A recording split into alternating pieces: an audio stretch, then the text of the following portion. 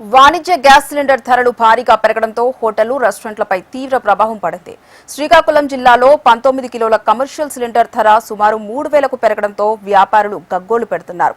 కొందరు కట్టెల పొయ్యిలను నమ్ముకొని హోటళ్లను నడుపుతుంటే మరికొందరు చేసేదేమీ లేక వ్యాపార సముదాయాలను మూసేస్తున్నారు. శ్రీకాకుళంలో తాజా పరిస్థితిని మా ప్రతినిధి వరప్రసాద్ అందిస్తారు.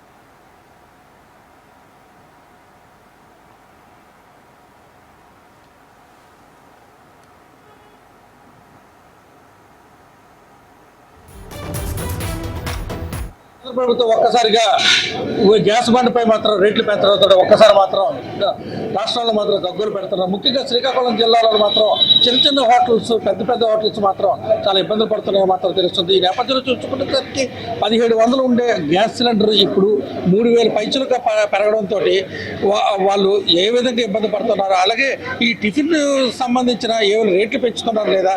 ఇక్కడ మనం శివజ్యోతి అనే హోటల్ వద్ద ఉన్నాం. ఇక్కడ చూసుకునేసరికి వాళ్ళు మామూలు రేట్లుగానే అన్ని డిస్ప్లే చేస్తున్నారు. ఇడ్లీకి కానీ సాంబార్ ఇడ్లీకి కానీ ఇతరత్ర అన్నింటికి తక్కువ రేట్లతోనే ఉన్నాయి. కానీ ఈ రేటు ఒక్కసారి పెరిగేసరికి ఏ విధంగా వాళ్ళు దీన్ని మెయింటైన్ చేస్తారన్న అంశాన్ని కూడా ఒకసారి అడుగుదాము. ముఖ్యంగా చూసుకునేసరికి శ్రీకాకుళం జిల్లాలోని ఉన్న దగ్గర 1000 వరకు హోటల్స్ ఉన్నాయి, చిన్న పెద్ద హోటల్స్. ఈ హోటల్స్ అన్ని ఈ 2-3 రోజుల్లోని వీళ్ళందరూ ధర్నా చేసే అవకాశాలు ఉన్నాయని కూడా చెప్తున్నారు. ఈ నేపథ్యంలోనే మనం శివజ్యోతి తాలూకా హోటల్ అధినేత జ్యోతి గారు ఉన్నారు. ఆమెను ఒకసారి అడుగుదాం. అమ్మ, ఒకసారి సిలిండర్ రేటు ఒక్కసారిగా పెరిగింది, అలాగే రోజుకి మీరు ఎన్ని సిలిండర్లు వాడుతున్నారు, మీకు ఈ పెరిగిన దీని మీద అదనంగా ఎంత భారం పడుతుంది? రోజుకి 2 సిలిండర్లు అవుతుంది. సిలిండర్ మీద 1000 రూపాయలు పెరిగింది. మరి ఈ భారాన్ని మీరు ఎలాగ తగ్గించుకోవాలనుకుంటున్నారు? అంటే మేము యాక్చువల్లీ వుడ్ వాడతాము, ఒక పొయ్యిలు ఉన్నాయి, మ్యాక్సిమం దాని మీద చేయడానికి ట్రై చేస్తాము. ఏది కంపల్సరీ గ్యాస్ వాడాలి అనుకునేదే వాడతాం అన్నమాట. ఆ విధంగా అడ్జస్ట్ చేసుకుంటున్నాం. అయితే మొత్తం సిబ్బంది ఎంతమంది ఉన్నారమ్మా? ఎందుకంటే ఒక్కసారిగా రోజుకి 2 సిలిండర్లు అంటే రోజుకి 2000, నెలకు వచ్చేసరికి 60,000 పైచలకు అవుతుంది. దీన్ని ఏ విధంగా అడ్జస్ట్మెంట్ చేయాలనుకుంటున్నారు? 10 మంది అలా ఉంటారు సార్, కానీ ఉన్న వాటిలోనే మీరు అలా రన్నింగ్ అవుతున్నది, అడ్జస్ట్ చేసుకుంటున్నాం.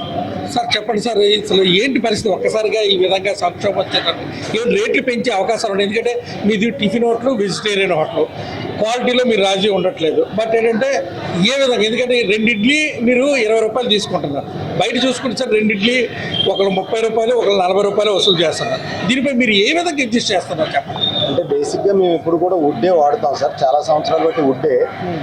గ్యాస్ వాడేది చాలా తక్కువ కాబట్టి ఈ గ్యాస్ మీద వచ్చే ఇప్పుడు పెరిగిన భారం మా మీద పెద్దగా ఎఫెక్ట్ చూపించకపోవచ్చు అని మా అభిప్రాయం.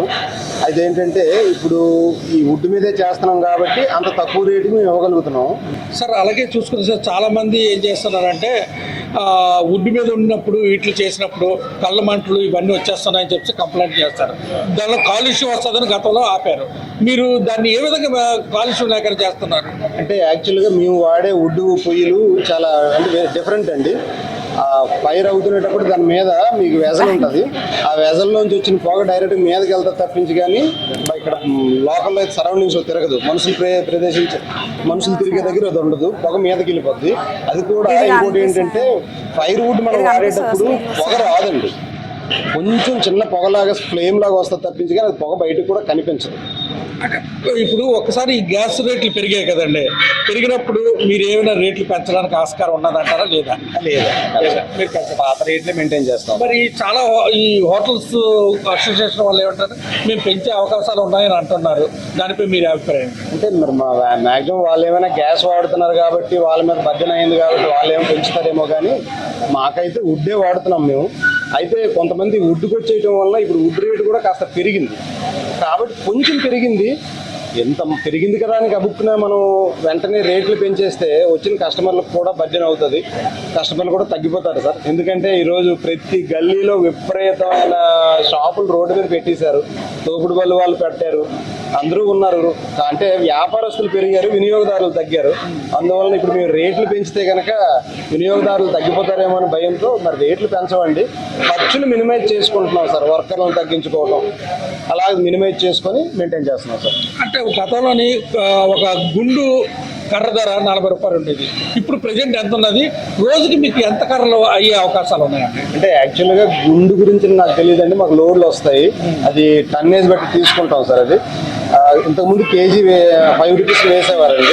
అంటే వాళ్ళు అక్కడ లోడింగ్ చేసేస్తారు, మేము ఇక్కడ అన్లోడింగ్ చేసుకోవాలి. అన్లోడింగ్ ఒక 1500 రూపాయలు ఖర్చు అవుతుంది లోడ్కి.